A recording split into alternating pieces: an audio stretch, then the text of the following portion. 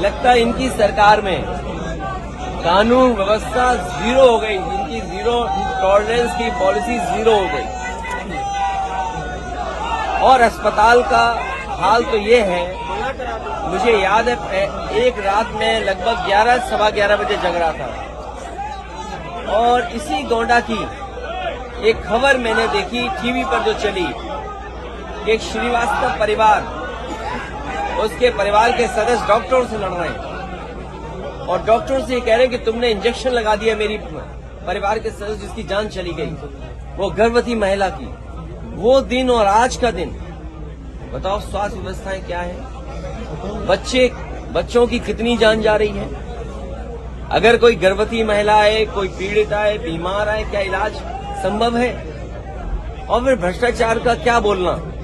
मैंने तो सदन में कहा, पहले भी कहा, फिर कहता हूं, प्रेस के साथियों से भी कहा और मैं फिर कहता हूं कि आज उत्तर प्रदेश में सबसे बड़ा भूमाफिया कोई है तो भारतीय जनता पार्टी के तमाम नेता भूमाफियाओं का काम कर रहे हैं, जमीनें कब्जा कर रहे हैं। और दुख बोलूं, खुशी बोलूं या जीरो टॉलरेंस पॉलिसी को याद करूं, अभी कुछ दिन पहले मुख्यमंत्री जी गोरखपुर गए थे और गोरखपुर जाकर के उन्होंने कहा कि भूमाफियाओं पे लगाम लगनी चाहिए।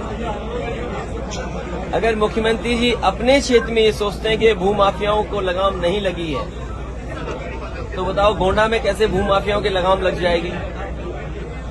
क्या भूमाफियाओं का जो नारा दे रहे हैं जीरो टॉलरेंस का, क्या जो जमीन कब्जा रहे उन्हें ये सरकार छू भी पाएगी क्या? और फिर अगर इतनी साफ सुथरी है, अगर ये वाकई मर्यादित हैं, आदर्श जीवन के रास्ते पे चलते हैं, तो सार्वजनिक क्यों नहीं करते रजिस्ट्रियां? गोंडा की रजिस्ट्री कर दो, सार्वजनिक। सबसे ज्यादा जमीनें किसने खरीदी हैं? अयोध्या की सार्वजनिक कर दें कि रजिस्ट्रियां किसने की हैं? इतने बड़े घोटाले। और जब पुण्य काम हो रहा हो उस समय गरीबों को तकलीफ और परेशानी दी जाए। ये लोग कहते हैं नौकरी मिल गई, रोजगार मिल गए। अभी आपने देखा रोजगार के नए अवसर, लोग इजराइल जा रहे हैं, लाइन लगी है इजराइल में जाने के लिए। सोचो वॉर जोन में यहाँ के नौजवान 40,000 45,000 रुपए की नौकरी करने जा रहे हैं। जो निवेश के सपने दिखाए थे, निवेश कितने जमीन पर पहुंचे? हमारे किसान की क्या आय दोगुनी हो गई? ये प्रधान और हमारे पत्रकार जानते होंगे।